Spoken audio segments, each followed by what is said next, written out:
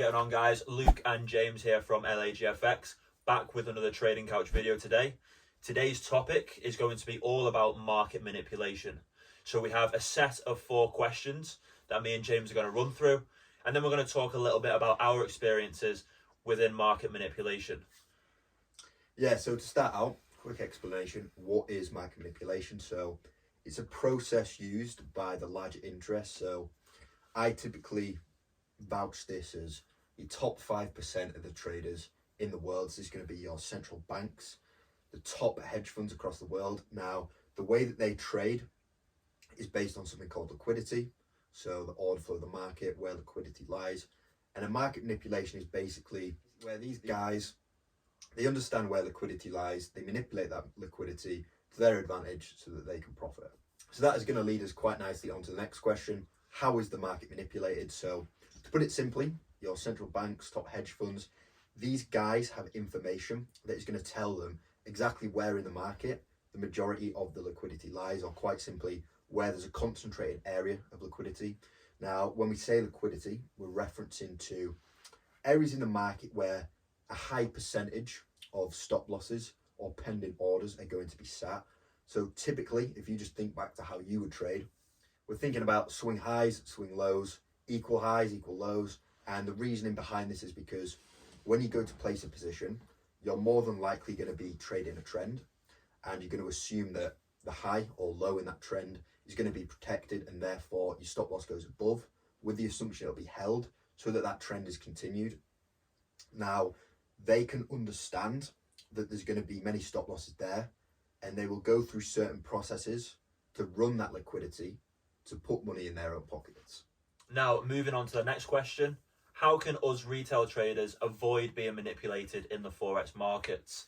So for me, as a rule of thumb, when I am placing my stop loss on certain trades, whether it be a break and retest or a trend reversal from hitting a level of resistance, a level of supply or demand, I always ensure that my stop loss is anywhere between 6 and 12 pips above the top of that point.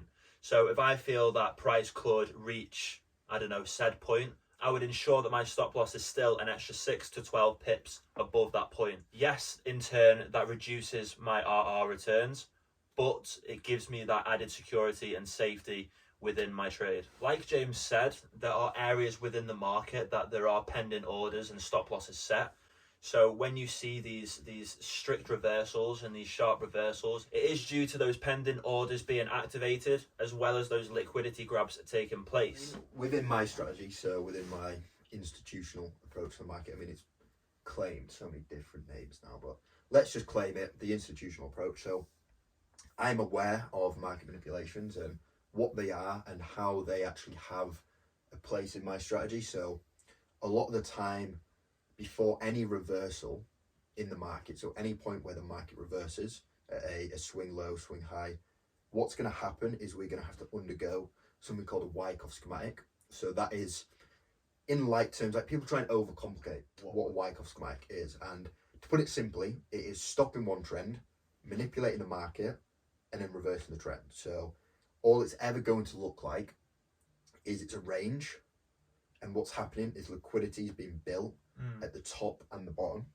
So we come into our first phase, and we basically have an area of consolidation that's going to be squeezed into like a sandwich, right?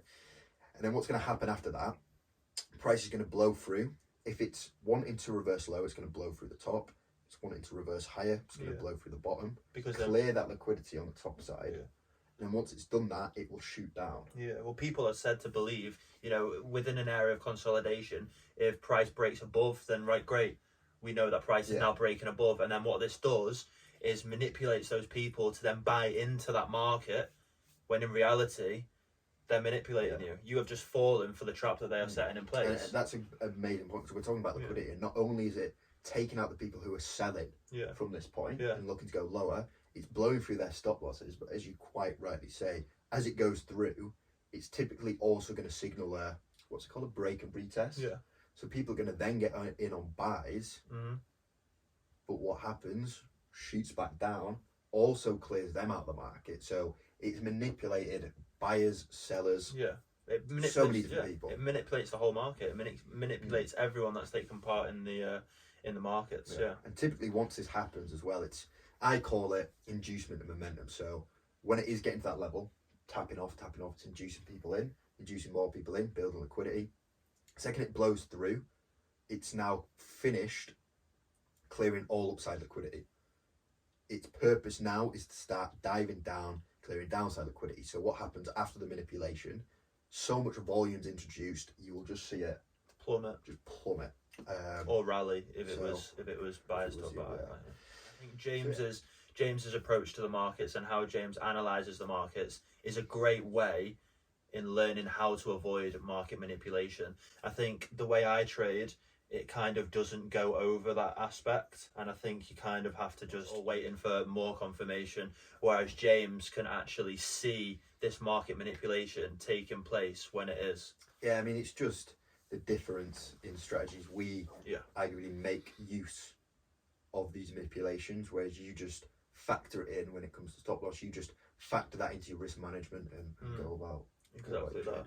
Yeah. So this leads on to our last point, which we're again just going to talk through. So our experiences within market manipulation. I think for me personally, it was a big reason as to why I was losing money at the start of my Forex career. I think when I first started, I wasn't aware of these things and I didn't really take the time to learn about it. So when I was placing these positions, like we spoke about earlier, if there was a break in an area of consolidation, that was my impulse to be like, right, I'm going to buy into this. If it broke to the upside, I'd be like, right, I'm going to buy into this. And then before I knew it, stop loss has been hit. Obviously, on the other hand, vice versa, if it broke lower down, I'd look to sell, and then it would reverse and go up. In which case, I've blown my trade again. So yeah, I think for me, it was a big issue when I first started trading and I first started getting into this independently. Now I'm more aware of this. I actually know more about market manipulation. James is deemed an expert on this, so it's good to kind of have his guidance and knowledge within that. But at the start of my career, 100%, it was definitely the main source of my losses. I think the main point I'm going to stress here actually is just understand or deeply understand market structure. Yeah, that's it. You will avoid manipulation if you are not aggressive and understand structure. So let's say we are uptrending. Okay, we uptrend into an area, we start consolidating, so we're building equal highs, equal lows within a range. And some people may think, okay, let's get in on a sell. We've got some equal highs now. Maybe they claim there's a level of supply or resistance there. So they're thinking, right, perfect area to start selling.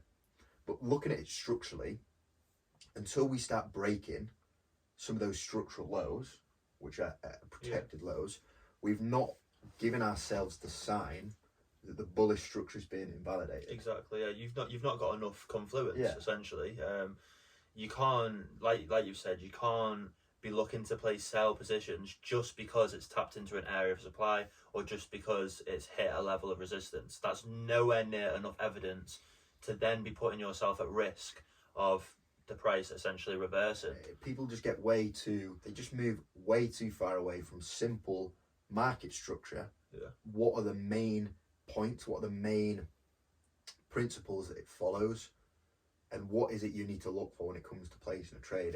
And some people will just have so much stuff on their chart that they just move away from simple market structure. And the best traders could look at a market, not draw a thing, put anything on it, and understand what that market's going to do. Yeah, so obviously going back to the point in terms of our experiences within market manipulation, obviously when you first started trading with me, I've shown you the roots of basic technical analysis, bearish, bullish trends, things like that. So moving over now to this strategy that you are comfortable with and that you implement every single day with your analysis, what's your experience with market manipulation? It's just a part of everything I'm looking at incorporates market manipulation. So as you said, when I was really getting into this strategy and mastering it to an extent, it was something that I was passing over to you because it's not something that is a part of your strategy. No, it's not. No. So it's not something that you are trying to utilize, and therefore you don't need to know about it. It's not a part of something that's giving you an edge. Yeah. So in that regard, it's useless information. But obviously for me, it helps give me that edge. Yeah. So I have to have extensive knowledge on why they happen, where they happen, and how we can profit from them happening. So I guess to round that up nicely, I mean, my experience is great because it's what allows me to get into trades when the markets are manipulated. And that's I think that's the big difference, isn't it? It's you actually take advantage of market manipulation, whereas on the other hand, I'm trying my best to avoid market manipulation or being caught in getting manipulated in the markets. Well, I guess a great point to derive from that is a case of don't have one view. There's no right view on market manipulation. It's all dependent on how you need to react to it or use it within your own strategy. Everybody has a slightly different strategy. What effects does it have on yours? If you're somebody who leans more towards my side of trading, the institutional approach, you're making use of it. Over to your side with your technical analysis, you're trying to avoid it. So just think about both the advice we've given and see what you can find a happy medium with what your strategy is. So I think that rounds up the video nicely. We've talked briefly about what market manipulation is, how is the market manipulated, how can you avoid market manipulation, and then our experiences as well within market manipulation. So yeah, I hope you guys have enjoyed the video and I hope you guys have learned something from it. I hope it gives you more of an insight on what market manipulation is and how to either implement it as part of your strategy or to avoid it correctly. So with that being said, thank you guys for watching. We hope you've enjoyed the video. If you did, please leave it a like. And if you are liking the content that we are producing, don't forget to subscribe, and we'll see you guys in the next Trading Couch video.